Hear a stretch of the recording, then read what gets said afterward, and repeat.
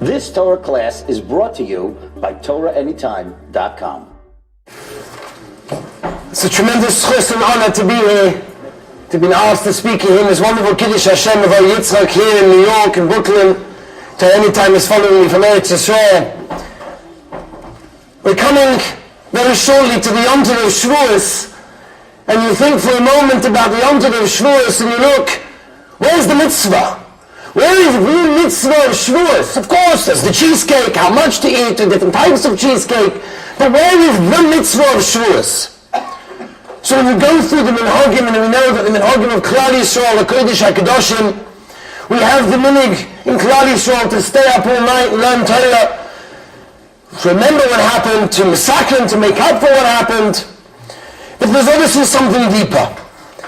Chazal tell us, Ha'orim roktu ke'elim, it's a posek in Hallel, we say it, Ha'orim roktu ke'elim, says Chazal, that is coming to tell us that's the remez to Kabbalah Satayah. Ha'orim roktu ke'elim is the remez, is the hint to Kabbalah Satayah. And you think to yourself, hold on a second. Ha'orim roktu ke'elim, what is that referring to? It's referring to the fact that all the mountains were arguing, so to speak, to try and be the one that the Torah was given, and we know at the end of the story all the children come home with the little coloring books and the pictures that Sinai was the humble one, and there's a song and a whole thing to sing over Shavuos. But here Chazal are telling us, Ha'orim roktu ke'elim, that's the remez for Kabbalah Satayah. If you want to know what sums up Kabbalah Satayah, what is Shavuos, Ha'orim roktu ke'elim, that's what Chazal tell us. And we have to understand what that means. The mountains were eager, the mountains were running, were excited, were arguing who's going to be the one that the Torah is going to be given on, and that's Kabbalah Satayah. The Torah wasn't given on them. The Torah was given on Sinai. Why is that going to be what Chazal called the remez for Kabbalah Satayah? Chazal tell us in the Gemara in Brachos Daf Nun Hey, Ein HaKadosh Baruch Hu noisen chokhmah ela mi sheyesh bo chokhmah. Says Chazal, HaKadosh Baruch Hu gives chokhmah to someone that already possesses chokhmah. So Chazal tell us, if someone that has chokhmah in his leiv, HaKadosh Baruch Hu gives chokhmah. You can ask yourself the question. Chazal are telling us that HaKadosh Baruch Hu gives chokhmah to someone that has chokhmah, well, if he's already got chokhmah, he doesn't even need it. Maybe he can get some more. But rather give it to someone that doesn't have the chokhmah, he needs it. Why is Chazal telling us that HaKadosh Baruch Hu gives chokhmah, gives wisdom to someone who doesn't, already has it, already possesses it? What's a chacham leiv? Someone that's wise in his heart. What do these things mean? So Moshe Rabbeinu, when Moshe Rabbeinu was looking for somebody to take him over, and we know he chose Yeshua ben Nun. So Moshe Rabbeinu was looking at Kodesh Baruch Hu, told Moshe Rabbeinu, take Yeshua ben Nun. Why? Isha she'ruach boy. Someone that has the spirit within him. What does that mean? Says the Sforno, it means kol chacham leiv nosati chochmah. Someone that is a chacham belay, that is wise in his heart, gets chacham. What does this mean? So we can answer with a story, which is a famous story, which the Chazanis said over one time for Rabbi Zalman Meltzer, that there was a person, a Yid, a Goyin, a Godel, Rabbi Tzivim Charif. He was the Rov of Slonim, the tremendous Goyin, and he was looking for a shidduch for his daughter. And it wasn't like nowadays, how many dates, which restaurant, which hotel, how many drinks, which leather champagne, which suit were you wearing. He went to the yeshiva, he went to Nevada Yeshiva, went to Volozhin Yeshiva, and he said to Rosh Yeshiva, he said, tell me, I'm going to ask a shayla, whoever is the one to answer the question is going to go and marry my daughter. So he poses the question that is medrash, and chaos erupts. Everybody's busy and they're putting out rashbas and mitzvahs and putting shuas and trying to figure out pshat in the question.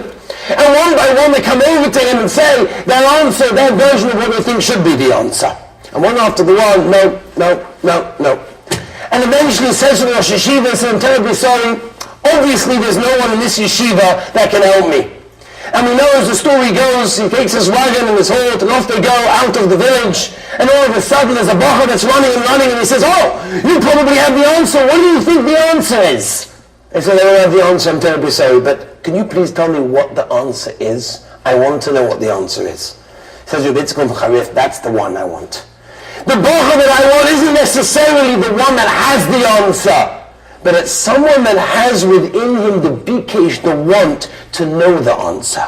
A chacham leiv is someone that's wise in his heart, doesn't mean necessarily he has the wisdom within him, but he wants to know. He wants to become wise. He has the bikesh. He has the want and the longing to have that within him. That's a chacham leif. That's someone that's interested. That's why Yeshua ben Nun was chosen.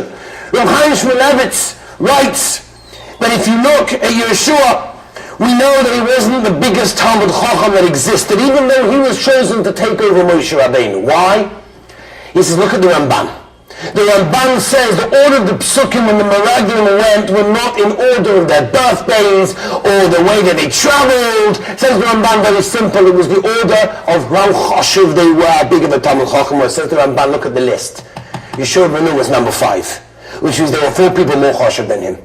Which means Yeshua ben Nun wasn't chosen because of the Torah that he knew and how big of a Talmud Chacham that he was. Rather, he was chosen Layomish Metoich Ha'oil. Yeshua ben Nun was someone that had the bikesh, was Meshamash to Midah Chacham, Moshe Rabbeinu was clinging to him to see the MS. Teach me something. Not because of the knowledge that he knew, but because of the bikesh, this midah of bikesh. That's what it means, a chacham leiv. That's what it means, and that's why Yeshua was chosen. Yeshua ben Nun was chosen because they had that wonderful midah of Chaim Shmulevitz. Said over when he was a bach in yeshiva. See, he went to go and visit his uncle. His uncle, Rov and Posek, was the Rosh Yeshiva Beis Dovid, and he came into the yeshiva and he said, Rabbi, who is the best bacha in the yeshiva? So the Rosh Yeshiva takes him to that corner of the Beis Medrash. See that boy over there? This boy is the biggest masmid that has ever, you can't imagine what a masmid, we don't even know when he sleeps, he's such a masmid. Wow, unbelievable. Takes him to the other corner. See that boy over there? Such tefillah, this person davens and he, I'm mamish tefillah by him is unbelievable, you can't imagine. He takes him to the other corner. He says the chesed that this boy does, what a chesed, you can give me this chesed, mamish avom, avinu, all over again. Unbelievable. So Rav Chaim Shmulevitz says, my dear uncle, alright, Beseder, he's the biggest masman, he's the biggest bal tefillah, he's the biggest chesed, but who's the best bacher in yeshiva? So his uncle said, I'll take you. And under the stairs, there was a bacher with the shtender and a Gemara learning over there. He said, that bacher over there? That's the best bacher in yeshiva. He says, but what's pshat? He's the biggest masmid, and he's the biggest gomer chesed, and he's tefillah. But what's his maila? His maila is that he's a bikesh. He's someone that wants. He's someone that's gone within inside him. The want, the geshmak, to know Torah, to understand Torah, to put Torah inside him. And that person, as we know, became the stipler. Someone with such a bikesh, someone that has within him the want to learn Torah, to understand Torah, that's somebody that can have Torah within him. And that's exactly what a chacham leiv is, and that's exactly pshat in Chazal. Chazal are telling us, if you want to know, what is it that sums up Kabbalah Torah? Under 2 weeks we've got Kabbalah Torah. We're going to stand there by Seres HaDibros in Shul, and we're going to hear Anoicha Hashem all over again. We're going to have a Kabbalah belief of what it means to Makabel Torah. What is it that sums up Kabbalah Torah? Says Chazal, not the person that necessarily has Torah within him and knows a lot and is the biggest Talmud Chacham and the biggest goyim and has got the most svarim and the most No. Says Chazal, what means. Chazal are telling us, you know what the definition of Kabbalah Torah are? Those mountains. The mountains that wanted to have Torah within them. The bikesh, the geshmak, the want for a person to know Torah, to understand what Torah is. That's the person that's zoicha to Kabbalah Torah. It's not about how much you know, it's about what you want. That's one of the reasons that we stay up all night on Shavuos. Why do we do it? So many reasons. The Magen Avraham, the Zohar, the Arizal, all these reasons. A Poshet Pshat Rabbi say. We stay up all night, you know why? Because we want to show the Rebbeinu Shalom we want Torah. Yes, it's difficult, the eyes are going down, we're tired, we got a coffee, but realize, why are we staying up all night? Why do we do this on a Shavuos night? Because of the bikesh. Chazal are telling us that's Kabbalah Torah. You have a person that really wants to steig, that really wants to go, and it's difficult for him. It's hard to come on the night, to sit down and listen to a shir and have a chavusa. It's hard. You had a hard day's work, a hard day, whatever you're doing, but you come at night and you learn, you're showing the bikesh, you're showing that you have it within you, the inside, that you want to know Torah. And that's an unbelievable thing. The Shishon Fol Hash, it's a famous thing that I'm not going to be in the Katsa because of the time. He says a beautiful, beautiful explanation. He says that we know we left Mitzrayim on Thursday. It's a machlokes in the Gemara. Was it the 6th? Was it the 7th when Torah was given? And everybody is masking the Torah was given on Shabbos. So if we left Mitzrayim on Thursday and the Torah was given on Shabbos, make a cheshbon that the 15th of Nisan was on Thursday. The 50th day of the Omer is on Friday. That's the day before Matan Torah. Says Rosh Yeshiva Beis Hora'ah, so why are we celebrating the day before? Why don't we celebrate Matan Torah itself? Why the day before? Says Rosh Yeshiva Beis Hora'ah, unbelievable. The Rabbi Shalom comes down and on their covering and the kindness of working everything, the fun, the lightening, all the geschmack, all the excitement. No! To have a Kabbalah Torah there, no, not a big deal. But it says Rosh Yeshiva Beis Hora'ah, it's the day before. It's when the person realizes that in his life is empty. His life isn't a life without Torah. His life isn't choshev without Torah. When the person comes to that realization, that's the emes Kabbalah Torah. That's the simcha. That's the shvuos.